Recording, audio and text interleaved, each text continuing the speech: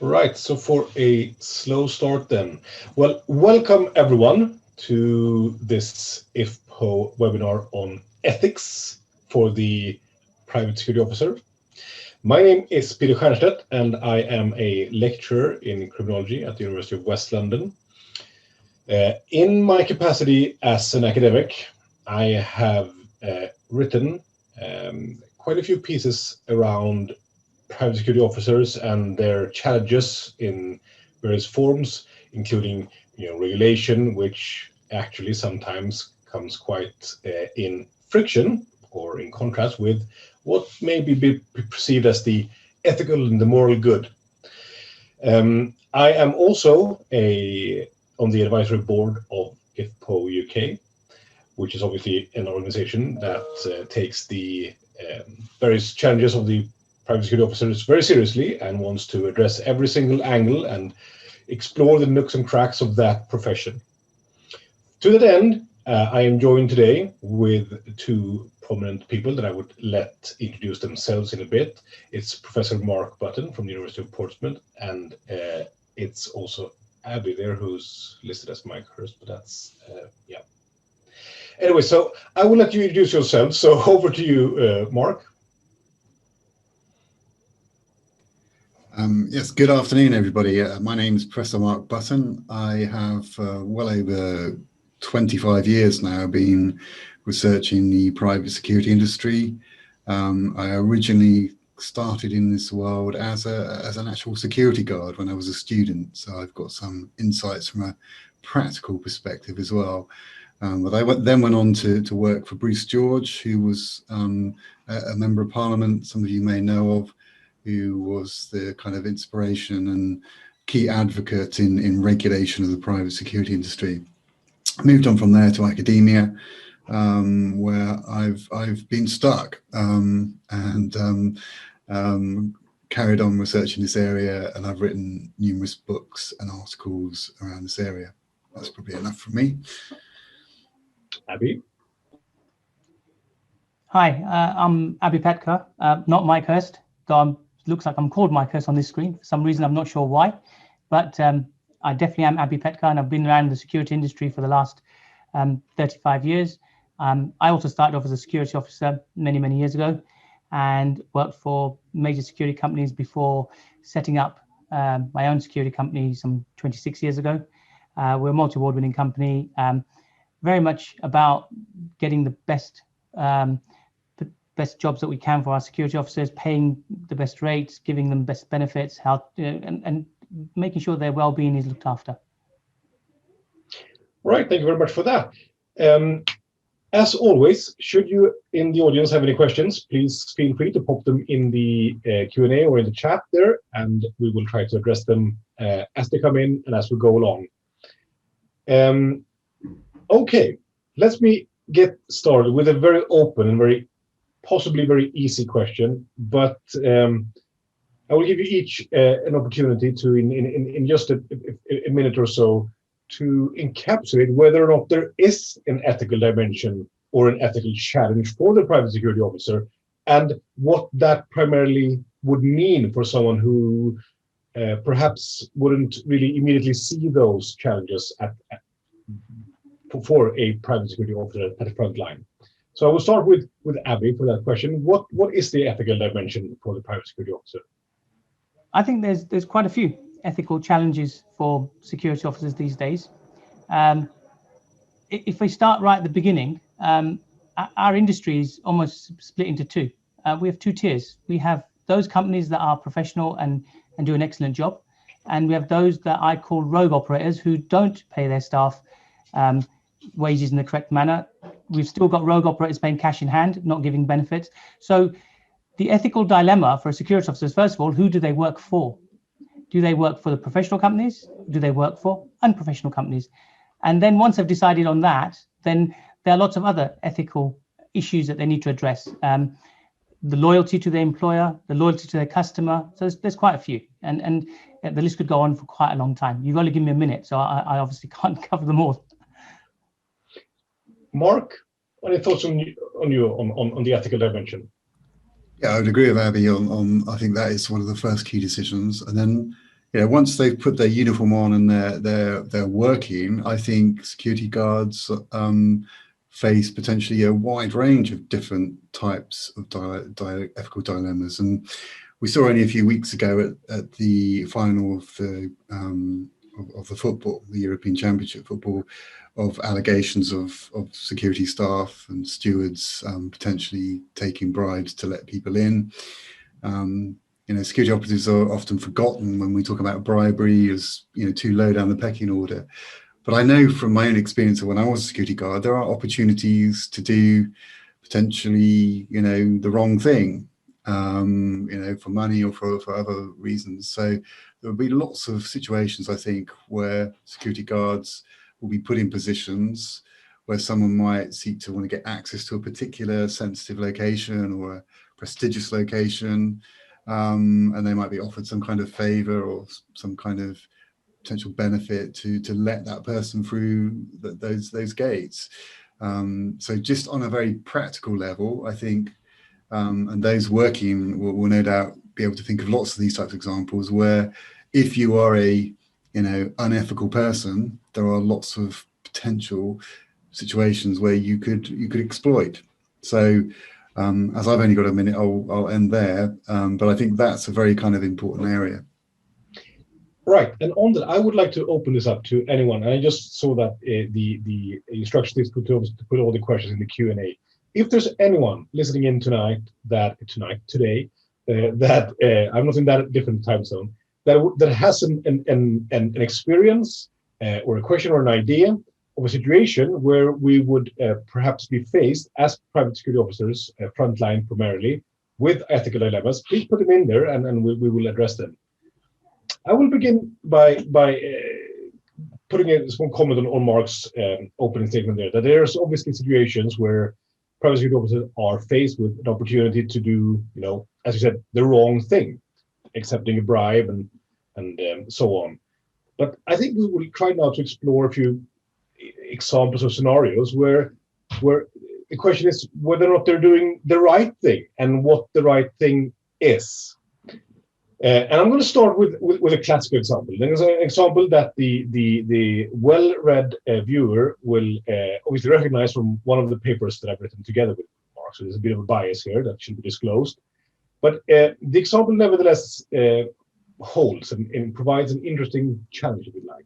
And it goes something like this.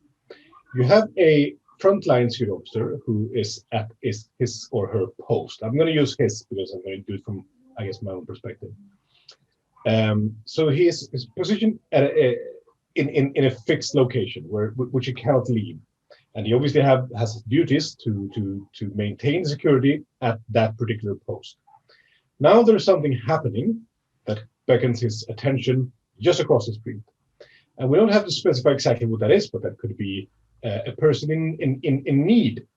Everything from a woman in labor to a car accident, and there seems to be something going on across the street. So let's see now, let's begin with this first stage dilemma. We're in the situation, we're at our post, we're not allowed to leave it, but now we're seeing something across the street which would require our help. What do we do? Mark. Yeah, this is a very common dilemma, I think. And I think, obviously, you've got to look at the particular circumstances of the location that you are working from. So first of all, let's imagine it's a very important location, an MOD establishment or a government office, and you are the lone guard. That if you left your position, you may open up the opportunity, if it was a kind of a setup for someone to then be able to get into that location. I think in that situation it's much more difficult, and I think we obviously all have mobile phones now, and a lot of guys have radios. I think in that situation I would be very careful not to leave my post. But let's imagine if it's something which isn't quite as sensitive, let's say it's a kind of shopping center, but your assignment instructions are that you must stay on post. But you can see there's something quite serious going on where there is no one helping. I think in that situation, even though my employment instructors might say, don't leave your post, if you leave your post in that situation, I don't think it's going to cause a major risk of a potential disaster or security breach. So I would probably be more open to exploring what was going on and seeing if there's something I could help in that situation. So I think I would be guided by my particular post and my particular security situation and what I could do. So that would be my answer. Abby? So I agree with Mark. But the first thing to do is to refer back to what the assignment instructions say. I started off this conversation with ethical dilemma of working for a professional company and working for a non-professional company. Now, a professional company will have proper standards, proper instructions for the officer to follow. What are officers normally told to do? They're told to observe, make note of what's going on, call out the emergency services. Those are the things they would do first before attempting to get involved themselves. But it is site critical. If you've got a site that is vulnerable, and criminals aren't adverse to creating these scenarios and then expecting the officer to leave his post, leaving his site vulnerable and making that a target for crime. So it is really down to the individual set of circumstances. So let me give you a working example. I had this last week. One of our officers was in a hotel location, and somebody outside the hotel was having a heart attack. Our staff are first aid trained. So the first thing he did was to call our control room and say, I'm dealing with an emergency and can I get some backup? So the nearest mobile supervisor was alerted, so he could go to site to assist him. The customer was made aware, and then he proceeded to give first aid to the individual that was having a heart attack until the ambulance arrived, saved that individual's life. This is what the ambulance crew said. If you hadn't reacted the way you did, this could be a much more severe situation. But in all of that time, other people were made aware, so they could then, if you like, view the situation and keep an eye on what would be going on. And my advice is to any security officer, speak to your control room. If you're working for a reputable company, they're going to have a control room. They should know what's going on. They should make sure people are aware of the situation, be it a local mobile supervisor, be it a security officer that you work with who may be in a different part of that site. That's what I would suggest. But, security officers and the security industry is here to help the public. So wherever we're in a public environment, we are seen as someone that can help in a scenario where there is an emergency. And we are mindful of that. Our assignment instructions say that, but you should not put your site at risk at the same time. I mean, primarily, the customer is paying for the service for the officer to be there. So, and from an insurance perspective, also, if the officer leaves his post and there is an incident, the insurance will come back to the security company and say, well, he left his post. He shouldn't have done. That's not what he's employed to do. So the moral dilemma is, do you assist? And my answer is, assist wherever you can without risking the site that you're working on. But to kind of push the envelope here a bit then, you could argue that leaving your post is by definition an increase of risk. So you say assist, but do not risk the security of your location. But then you could say, well, I didn't do anything because I didn't want to risk my location. You're right, but this is why a professional company would have a proper set of assignment instructions, so you know what your responsibilities are and what your parameters are. So if you've got other people on site, let's say I'll give you a scenario of a hotel. There are other people within the hotel that could man your post or keep an eye on your post while you are dealing with this emergency, because ultimately, you would want to save someone's life if that situation occurred. That should be primary in your thought. But as a professional security organization, you also have to be mindful about the risks you're taking for the customer that's paying you to be there. So there is a fine line between what you can do and what you should do from a moral standpoint. So I think you're kind of both advocating for an assist here. So let's look at some potential scenarios here. I mean, let's stay away from the situation where you're guarding some sort of critical infrastructure, because obviously that's arguably a bit different. I think it would be easier to excuse someone who didn't leave their post in such a situation. But let's say you're guarding a hotel. There's lots of staff there that could kind of cover, if you'd like, for your absence, or you may be guarding the entrance to a construction site is actually locked, and you're just there to make sure that no one's really entering and no one there. So it's low risk situation. In those cases, we're looking at pretty much the advice, if you like, to go and assist. So let's look at two possible consequences here. And the first one is this, and I'm going to present them in turn. So the first one is this. You do leave your post, and it is considered a low risk by you and arguably anyone who objectively views this. But then something happens nevertheless.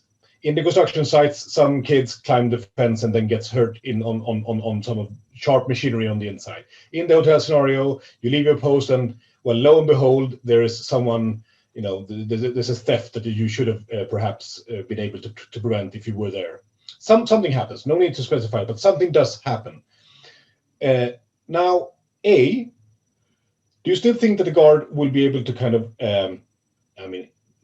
whether they will be able to morally escape from this is obviously certain. But what about the legal liabilities and consequence of this? If you'd like to expand on what those could be, I can go back to Abby first here this time. The legal standpoint is quite clear. You are legally responsible for that site. Anything that happens to that site while you are in situ falls on the shoulders of the security provider, not the security officer, the security provider, which is why we have insurance cover. So, you could argue that you were doing something which is morally correct, but insurers very rarely think of what is morally correct. They think of what is financial cost, and wherever they can offset that cost, they will do so. So if somebody broke into a site, then the responsibility falls on the security provider. It's as simple as that. And in all my years of working within this industry, I've never come across an insurance provider that says, that was morally correct, don't worry about a claim. There's always going to be a claim. Mark? Yeah, it's a very difficult dilemma, really. I think it's obviously what is legally and ethically appropriate for the organization, and what would be kind of ethically appropriate for yourself. So imagine you stay on site, there's a gentleman having a heart attack over the other side of the road, and he dies, and your first aid trade, and you could have potentially saved that person. I think if that was me, and I'd say I'd done the right thing for the company, and the kind of I think that would weigh on me, the fact that I could have saved someone's life. So I think it is a big dilemma, and a situation like that, it may not be the most appropriate thing for the company to do, but I think if there is a kind of clear issue of life. So we're talking about life here, not, if it's someone breaking into a car or something like that, then it's quite simple. You call the police, and if they get away, they get away. But I think when it gets to an issue of potentially saving someone's life in that situation, I think for me personally, that's probably what I would do. Excellent. I mean, I think I must address some of the chat comments here and put those into the conversation, because they are beautiful. The first one here is from Colonel Ravi Baldoa. Apologies for pronunciations. The key lies in making the logical right choice in the good time. And it just reminds me of rational choice theory, right? How to make a rational choice, how to make that logical choice. You need to have all the information, which is obviously never possible. You need to be able to process that information, which is obviously never possible. You need to have time to process that information, which rarely is the case, which makes all of these decisions flawed in some sense. So, and it's highly subjective. You say, well, it has to be about life. Well, Mark, that's your opinion, right? What about someone who thinks that breaking into someone's Porsche is reason enough for me to leave my low risk? It leaves open for a subjective level of decision making here, and perhaps you feel, my company that I work for, and going back to Abby's comment, they have insurance, so I'm fine. I'm going to do what I believe is right, and as I said, there's always going to be a claim. So who cares? As long as I'm doing what I believe is morally right. But now highly subjective and not very prescriptive. Interestingly, I was going to read one more comment here. In Australia, Mark, go comment. I was just going to throw in, sort of think about it from this other perspective. Let's imagine that the person over the road dies. There's a woman shouting, and she's shouted at me as a security guard. Come and help this guy. And I stay on post, and the gentleman dies. Think of the newspaper coverage. How bad that would be for the company. Security guard lets man die, won't leave his post. So I think that's another dimension to think about for the security. And I don't know what Abby would think about that. Let's Abby address that one. Yeah. The point I was making about where responsibility lies, I have never yet discouraged a security officer from helping somebody who is considering either taking their own life or having a heart attack. We have got a whole file of individuals that we've been commending for doing a fantastic job when they've come across people trying to commit suicide, talking them down, saving their lives. But the question was where the responsibility lies. And what I'm saying is, in the real world, the responsibility lies with the security company. I would never, and up to now have never done so, to hold the officer responsible for leaving post and going to help somebody who is, as I said, going to lose their life because of a heart attack or trying to commit suicide. What I'm saying, though, is you have to be mindful of the risk, because we do have criminals that have a brain, and will try and create a diversion in order to break into sites. So we need to be mindful of that. But going back to everything I said from the beginning, professional security companies have procedures in place for this. They have backup in place for this. So if you work for a reputable company and you call the control room, automatically procedures are put into place to support that officer, create support from mobile supervisors that are local, security officers that might be local to the site. So there's a whole array of procedure that's put in place as soon as the button has been hit. So I'm all about saving people's lives. We've been doing this day in, day out. We've had many occasions where, especially in the last 18 months, where people have tried to jump off bridges, slash their wrists. I've even had an officer who had somebody slash their wrist, and he was holding their wrist to stop the blood flow, waiting for an ambulance to arrive. So, I want to clarify, life is life and it comes first, but there is also the element of risk to the customer and to the corporate company providing the service, if they're professional. Two things here. Again, from the comments here. In Australia, bystander security or not are not required to assist. So it is a moral question. I think that's kind of where we are here. But it's quite interesting to see, because one of the comments here goes, the ultimate responsibility is to take care of the assigned duty first. And then immediately after, there's a comment that says human life first. Right? So there is obviously a dilemma here. What do you prioritize, and where does your allegiance, if you like, morally and practically lie? Right. So now on to another scenario here. Then we're going to bring this a bit further, because there's obviously bad publicity, as Mark points out, possibly, that even if you do the, if you'd like, then from the duty perspective, you do the right thing. You stay on your post, you protect your area, and you do that well. And then something happens across the street. This is recorded in this day and age. There's a whole big media hoopla that goes, security guard does nothing whilst woman dies across the street. Right? Horrible headings. But now, let's go one step further. Now the security guard runs over to help this woman. And you said your staff is first aid trained, which is great, and arguably all are. But let's say that in this case they were not trained enough, because in many countries and in many situations the training of private security guards is abysmal and non-existent. And they go over and they make things worse. So in effect, the headings could go: security guard runs over and kills woman, or delivers babies, stillborn baby, due to security guard being inept. And that could also be some bad publicity. Abby, I will go to you first. What about that? The training requirement or the competence to actually be able to act on such a not a part of their normal duty? Well, as I said before, the first thing they need to do is to contact emergency services so that there's somebody on the way who is professional to do what needs to be done. And then if they are attending to somebody who is has had a heart attack or something similar, they can do their best. But there is a risk. There's always going to be a risk. And that risk is that, yes, they do something wrong. In my time in this industry, you got to take publicity with a pinch of salt, good or bad, right? Because at the end of the day, you get both types.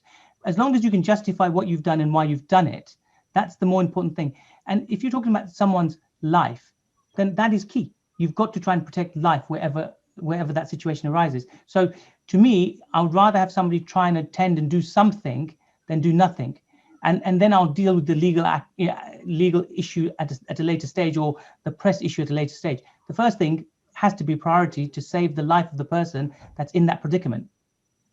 And even if you're not qualified, you can still do certain things, like when you call in emergency services, give them information about what you're seeing, so that they can get the appropriate help to that individual. Whether they get one of those paramedics on a motorbike because it's a higher category condition than otherwise would have been informed to them. So it is about making the right choices at the time. You're never going to make 100% choices because people's adrenaline kicks in and things happen that shouldn't happen. But it's difficult to try and explain that in this sort of scenario, because when you are there, it is a completely different environment. I've had officers come back to me saying, you know what, my training worked. I remembered at the time I needed to what I had to do. And that's brilliant. And that's the best scenario you can have.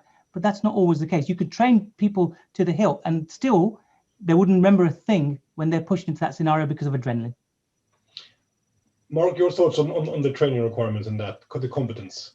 Yeah, I agree absolutely with Abby. I think in the circumstances, you call the emergency services, and often they will advise you what to do. So even if you aren't trained appropriately, you don't know what to do, they can guide you.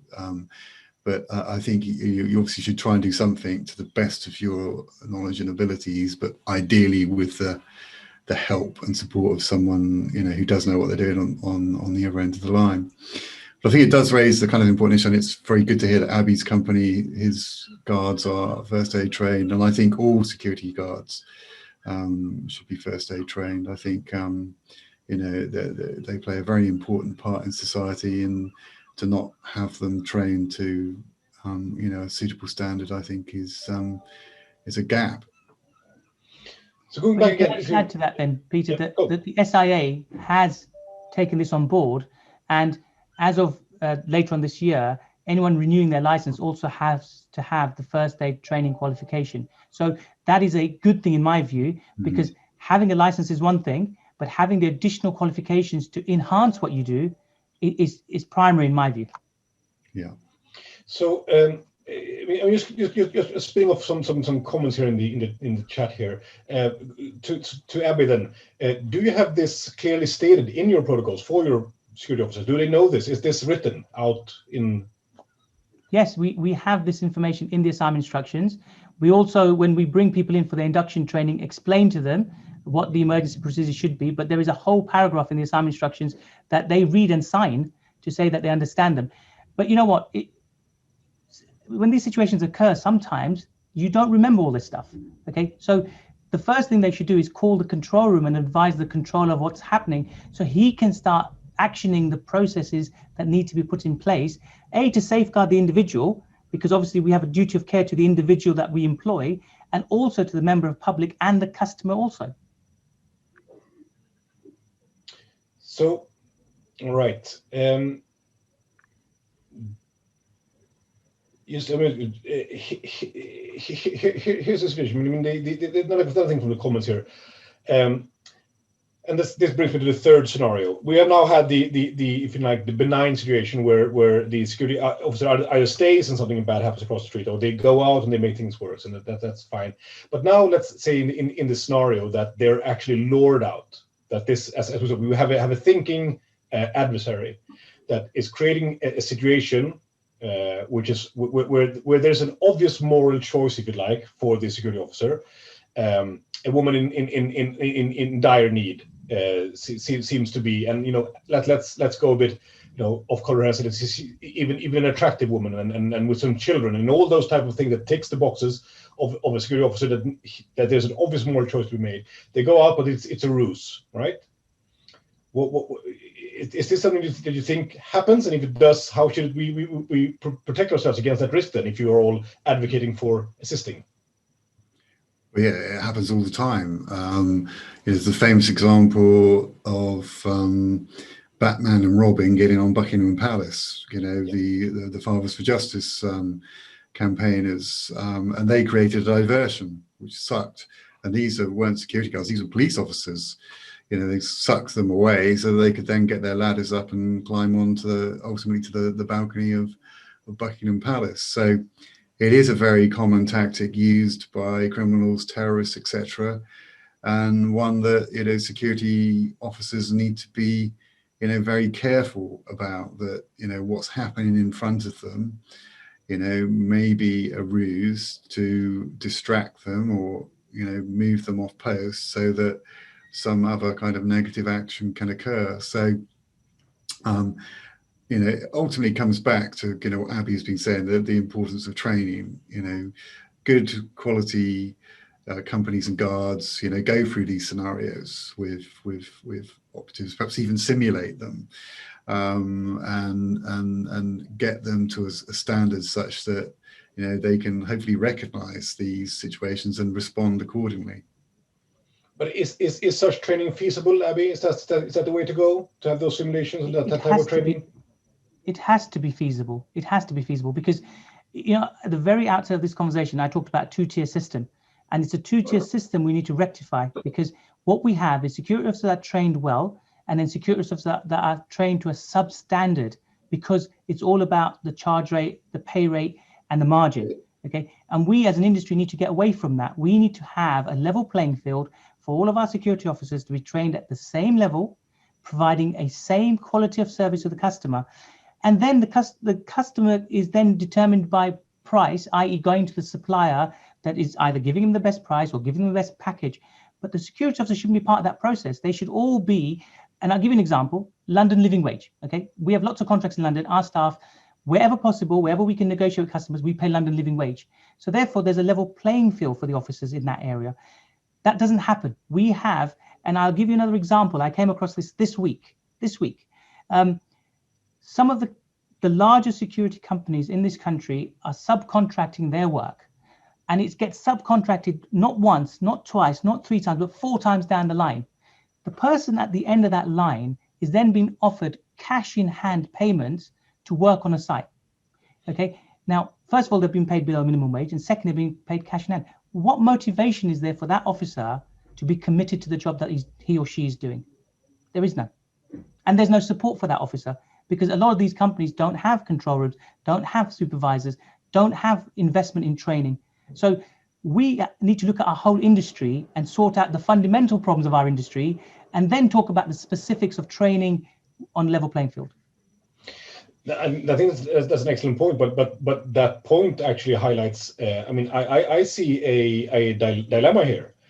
One, you are both kind of advocating for there to be some sort of assistance, that life should be preserved if need be, and that there also should be a risk awareness coming from training and a rather extensive support system for the private security officers. But then you make it all kind of clear, Abby, that this isn't always the case in the industry, that this support system, this training doesn't always exist. Without a doubt. That's why I refer to our industry as being two-tier, because you've got those professional companies, and it's not about size. You can have a security company that employs 5 people being 100% professional. You can have a security company employing 20,000 people being totally professional. But unfortunately, that is not the case. I've been advocating for many, many, many years that we should start security companies, even the small ones, to give them the opportunity to improve on their standards. I've had this discussion with many different organizations, the BSIA, the SIA, and I've said we need to bring in the industry into the system, and where companies are small and don't have the funds to put all these things in place. Let's start at a lower level so they've got something to achieve and aim towards. And it's been an ongoing topic that I've been quite passionate about for many years. But that's how our industry needs to develop, and it needs to evolve. But at the same time, we need to stop the bigger players in the industry subcontracting their work out, where they know themselves that the person who's third, fourth, fifth down the list is getting paid below minimum wage, but they turn a blind eye to it. They turn a blind eye, and it creates bigger risk. But turn to Mark then. You've obviously advocated for the increase of training, even by regulatory means. And do you think that if we stay with the ethical dilemma, the ethical challenge here, do you think that there should be part of the training mandated that that security officers should be trained officially and practically in how to weigh legal risks versus moral risks? Yes, I mean, I think. Sorry, my son passed there. I think ethics should be part of training. If you look at any profession, from doctors, lawyers, etc., they have ethics as part of their training and as part of their, assessment. And security is something that I have always advocated as something that should aspire to be a profession. And if that's the case, you need to have ethical training. And it's very clear that there are lots of dilemmas that security operatives face where ethics is quite important. So no, I think this is an important area that should be covered. Let's look at it from a different perspective then. Let's look at it from the buyer perspective. Now, the client perspective. To what extent are they aware of the fact that we all seem to be in favor of security officers actually leaving their posts? Are they aware of that? I'm turning to Abby first here. It's obviously difficult to see. Look, in the real world, the customer, the client, is interested in his site and his risks. Very few customers I know would say you're quite happy for you to leave the site and attend to a situation. They are paying us to be there to protect their premises and their property. But as an individual, I have a moral obligation to protect life.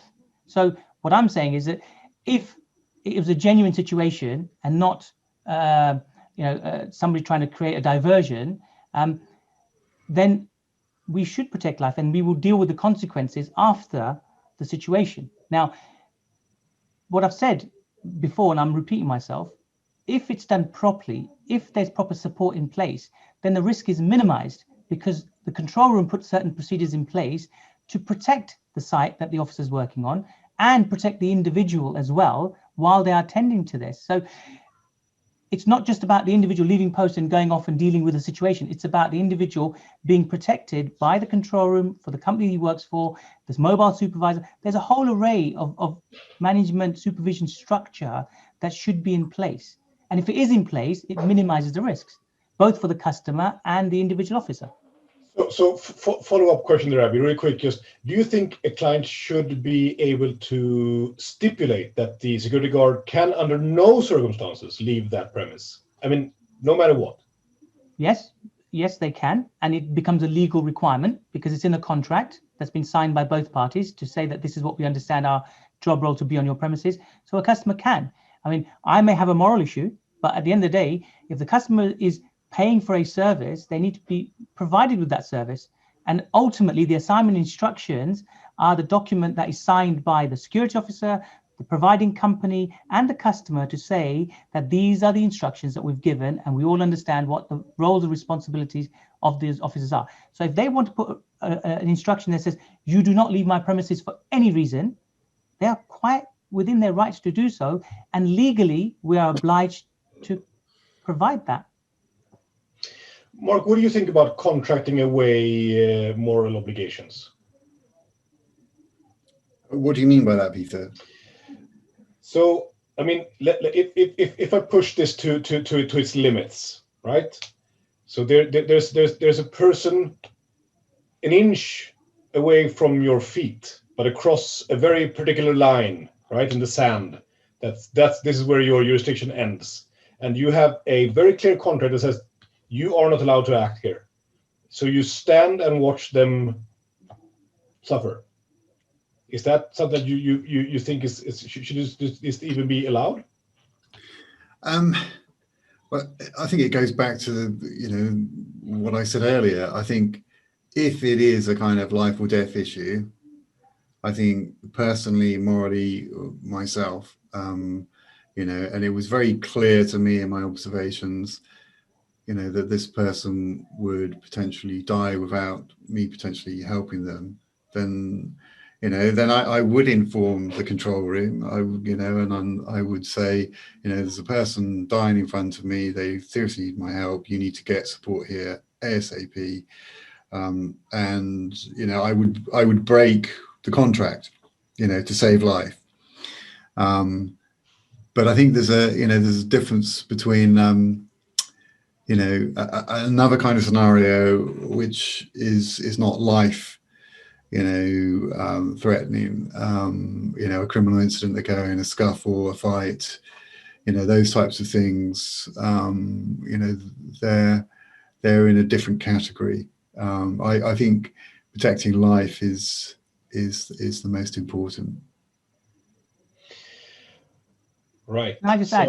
Yep. That I actually agree with what Mark has just said. As human beings, we have a responsibility to protect life. Okay, we can have contracts that have got all sorts of things written in them, and we have to deal with the consequences. So if you didn't respond and somebody died, you have to deal with that consequence.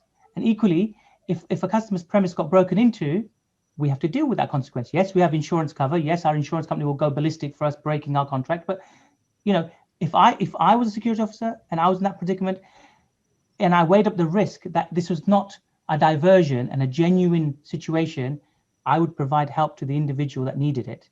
And I would advocate that to all of my staff without question, because life is paramount.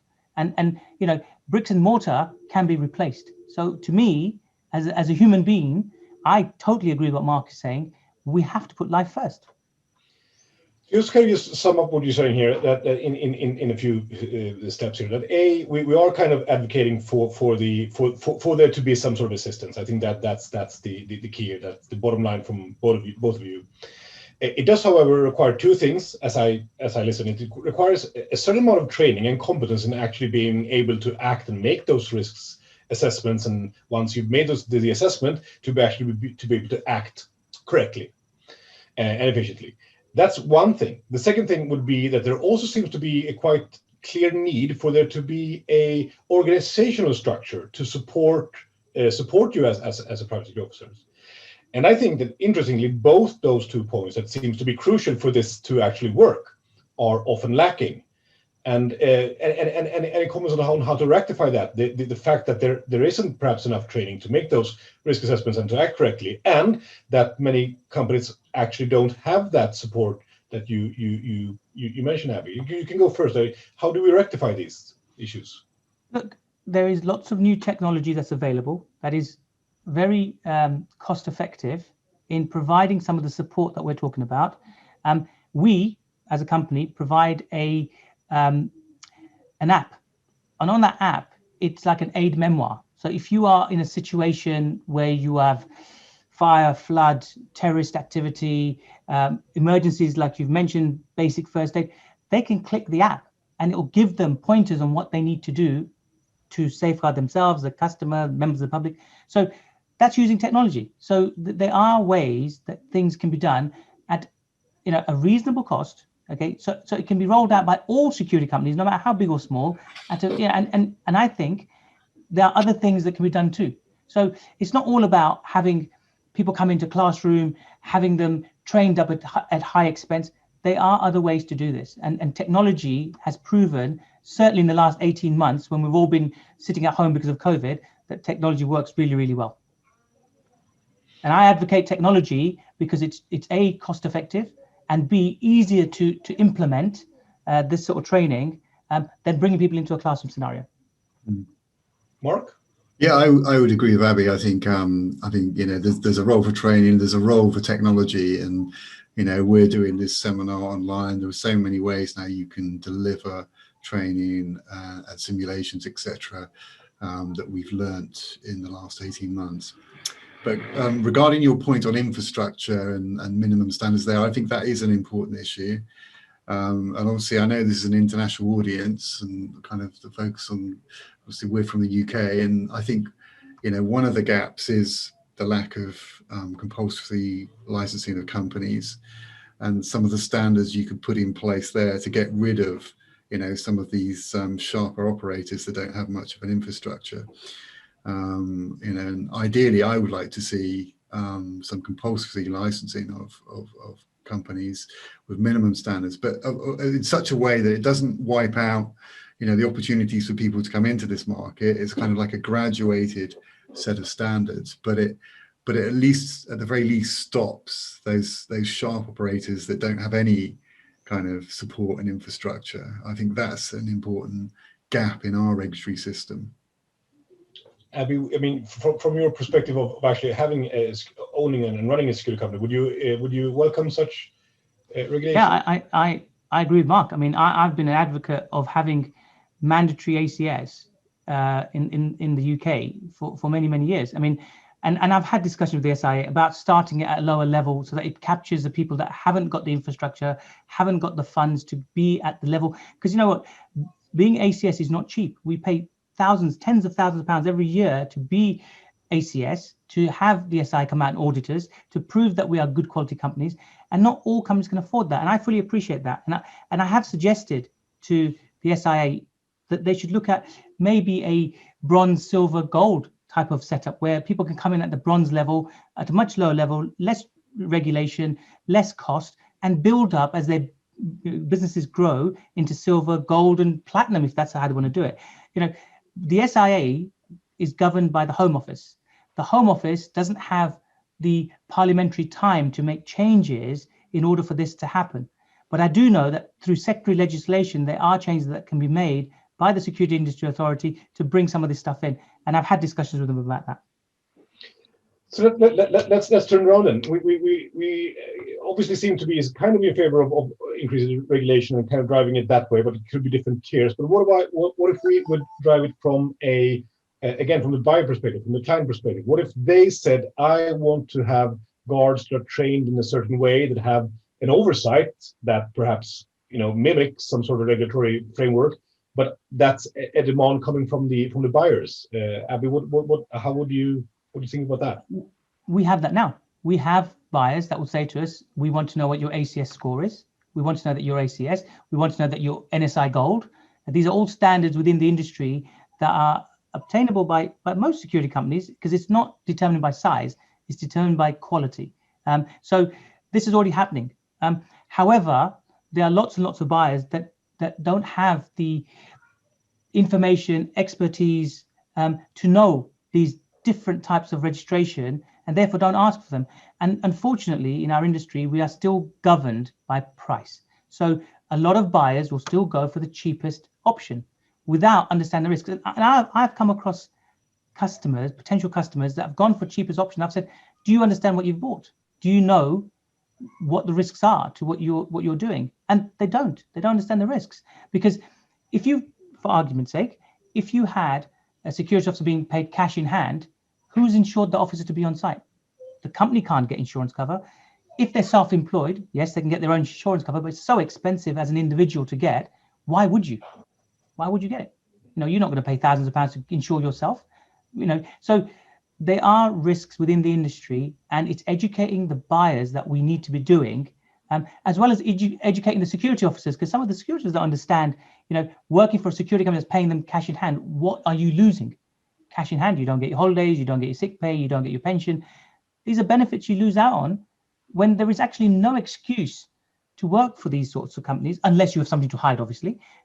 Because if you have an SI license, then you have the right to be in this country, you have the right to work, and therefore you should work for the companies that are paying you at minimum wage or above.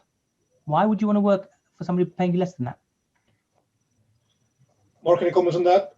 Otherwise, I have I think I have a final question, basically, and that it goes something like this. We obviously have, you know, first aid training is all more or less mandatory, right? I mean, as I say, if you do have a SIA license, you would have a training, and there are obviously those that are unregulated that they could slip this net. But should there also be a part of this, perhaps part of the SIA license, ethical training? Should there be ethical training as part of, just like first aid training or any type of training? Should there be ethical training as part of this of the regulation, if you like, and part of that package? Mark? Absolutely, yes. And I think it sort of goes into kind of a, not just ethical training, but difficult scenarios that may not necessarily involve ethics, but that security guards, are invariably going to be faced with. So yeah, absolutely. This is a kind of, in the context of resources, it's a resource that is much larger than the police in this country and many other countries, that plays a very important role to society, and we should maximize its potential. And I think through training, that is the means to do that. Abby? I 100% agree with what Mark has just said. I mean, we need to drive standards up. We need to have training. Ethical training needs to be part of that, as well as anti-bribery training and all the other training that we should be doing. It's a whole process of things. I mean, we make sure that our officers are given not just this sort of training, but mental health training, so that they understand if they're feeling vulnerable, or if they're feeling, especially in the last 18 months, it's always fallen to the individual company to decide what they feel is best for their staff. There hasn't been a professional structure, and that's what we lack in this industry. There needs to be structure and standards that we should all be providing to our officers, to our frontline officers, and that's the basis to work from. And I've always advocated that even if you start with something which is not the whole story, but getting them started at chapter 1, if you like, of a book, and working them through to the end over a period of time, that's better than not doing anything at all. Well, thank you very much for those answers, both of you. I think we've highlighted quite a few interesting points, and I think we all agree that there are challenges, ethical ones, for the frontline security officer to resolve. Let's just see if there are any final questions from the audience that we would like to address directly to any of the panelists here. We have an agreement here that there should be ethical training, as this is important to the role, and I think we all agree with that. Right. So if you do have any questions that you would like to ask, please put them in either the Q&A or as most people have done today in the chat. It's fine. We'll work those too. Can I clarify something for you, Peter? Yes, please. While you're waiting for your questions to come in, I don't want any buyers that are on this Zoom call to think I'm targeting buyers. What I'm saying is that buyers are professional people, but sometimes buyers, because they've got pressures of cost, look at cost more than they look at everything else. That's not to say they all do it, because I've got professional buyers that look at quality of service and price is secondary. So I don't want anyone to sort of be out there thinking, he's slating all of us buyers. I'm not. I'm saying that buyers need to ask the questions about the service, the officers, as well as the price. That's a really good point. And I think the key here that we've highlighted is the need for adequate training to be able to make the correct choices, basically. And that includes ethical training, but also obviously risk assessment, and be able to act according to whatever is needed, and have that confidence and confidence in your competence, I would say. And then apart from that, also to have some sort of a support infrastructure within the organization itself. I think those two are key, and that the buyers, yes, they should definitely ask for this and make sure that these things are in place, or to what extent they are in place and the extent they need them. Mark, any final comments? No, I think we've covered all the issues. It's a kind of it's good that you're debating this issue, because I think it's a kind of under discussed area in security. So this is a good starting point, I think. Great. Well, thank you both for your participation. And as you can see in the chat, should you have any further questions, now my kids are